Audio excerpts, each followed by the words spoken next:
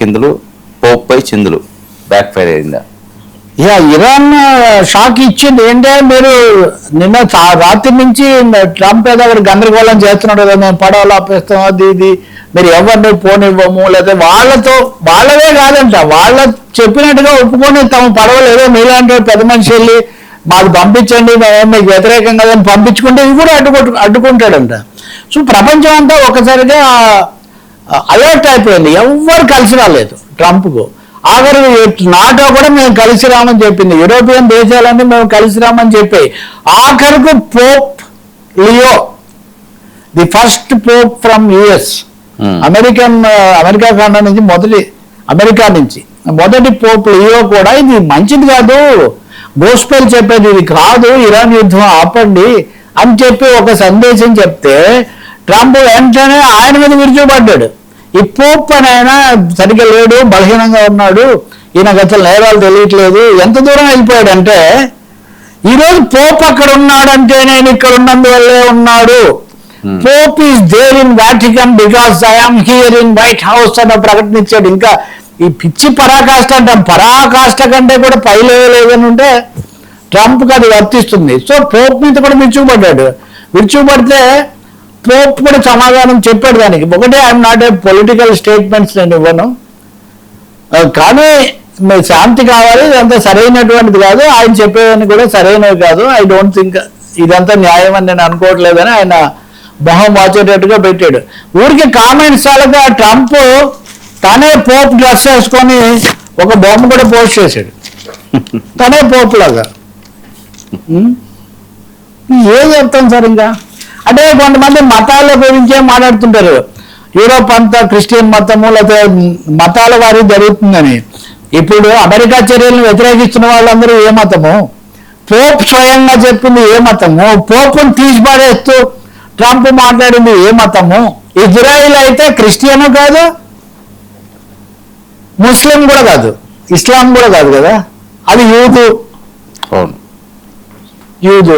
పలస్తీన్లో ఇంకా పాతకాలము, ఇప్పుడు ఈజిప్ట్ ఇటే ఉంటుంది, అటు ఉండదు. కాబట్టి మతాలు కూడా ఇక్కడ ఏం లేదు. కానీ ట్రంప్ మటుకు ప్రతి వ్యవస్థను కూడా కించపరిచేటటువంటి ఒక విధంగా ఏమైనా అవమానించే పరిస్థితికి వచ్చారు. దీని మీద ఇరాన్ ఏం చెప్పిందంటే, షాక్ అని ఎందుకు అంటున్నానంటే, ఇరాన్ ఒక స్టేట్మెంట్ ఇచ్చింది, మీరు హార్మోజునులో మాకేదో ఇబ్బంది పెడితే అసలు అన్ని రేవులు మేము మూసేస్తామని చెప్పింది. అన్ని రేవులు మూసేస్తాం, సహజంగా మాకుండే హక్కును మీరు భగ్నపరిస్తే. ఇండియా 84% దిగుమతుల మీద ఆధారపడింది ఇంధనానికి సంబంధించి. కాబట్టి అతిపెద్ద విక్టిమ్ భారతదేశం, 84%, అందులో అత్యధిక భాగం మనకు హార్మోజ్ నుంచి కూడా చాలా ఎక్కువగా రావాలి. కాబట్టి భారతదేశం చొరవ తీసుకుంటే బాగుంటుందని ఈరోజు ఒక డిప్లొమాట్, ఆయన సయ్యద్ అక్బర్ అని, ఆయన ఐక్యరాజ్య సమితిలో భారతదేశం యొక్క పర్మనెంట్ రిప్రజెంటేటివ్. ఇది కూడా మన మత కోణాల్లో ఉన్న వాళ్ళు తెలుసుకోవాలి. భారతదేశానికి పర్మనెంట్ రిప్రజెంటేటివ్గా పనిచేసిన సయ్యద్ అక్బర్ అని ఆయన భారతదేశం చొరవ తీసుకొని బ్రేక్ చేస్తే బాగుంటుందని చెప్పి ఆయన చెప్తున్నాడు.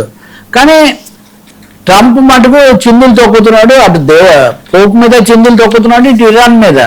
కానీ ఈ సమయంలో బాంబు పేల్చింది ఒకటి చైనా, 2 రష్యా.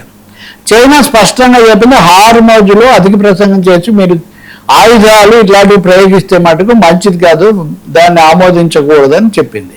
రష్యా అధ్యక్షుడు పుతిన్ ఏం చెప్పాడంటే, అవసరమైతే ఇరాన్ యురేనియంను మేము తీసుకొచ్చి మా దేశంలో భద్రపరుస్తాము. రష్యాలో బిగ్గెస్ట్ ఇది ఆయుధాలకు సంబంధించి చాలా ఎక్కువ ఉన్నాయి, వాళ్ళకి భద్రత ఎలా చేయాలి ఏంటి అంతా తెలుసు.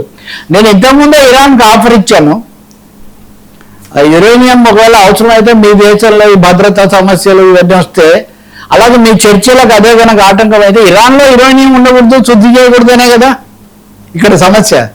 కాబట్టి యురేనియం ఇరాన్లో ఉండదు, ఇరాన్ యురేనియం మా దగ్గర పెట్టుకుంటామని రష్యాకి హామీ, రష్యా ఒక ప్రతిపాదన ఆఫర్.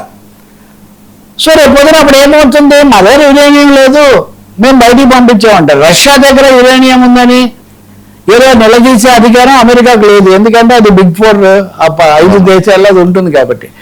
అందువల్ల ఈ యుద్ధంలో వివిధ దేశాలు గొంతు విప్పి, దేశాలే ఉంది దేవుడు కూడా అనుకోవాలి, దేవుళ్ళు కూడా మతాలు కూడా గొంతులు విప్పి మాట్లాడే ఒక పరిస్థితి మటుకు వచ్చింది. ఇంకా ప్రజల్లో నుంచి నిరసన ఎప్పుడు వస్తుంది, కరెంటు లేక వాహనాలు నడవక ధరలు మండిపోతుంటే దీని అంతటికీ కారణం ట్రంప్ చేస్తున్న ఈ పని అనే అవగాహన పెరుగుతున్న కొద్దీ ఏమవుతుంది, ఆ భయంతోనే ఆయన రోజుకు రోజు ఇంకా ఇంకా చిందులు తొక్కుతూ ఉన్నాడు.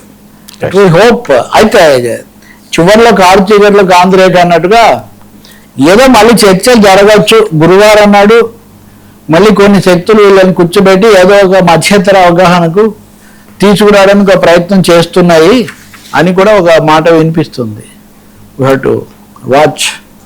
Thank you so much Ravi గారు. ఇది ఈనాటి frankly with Telakapalli. Station to 99 news.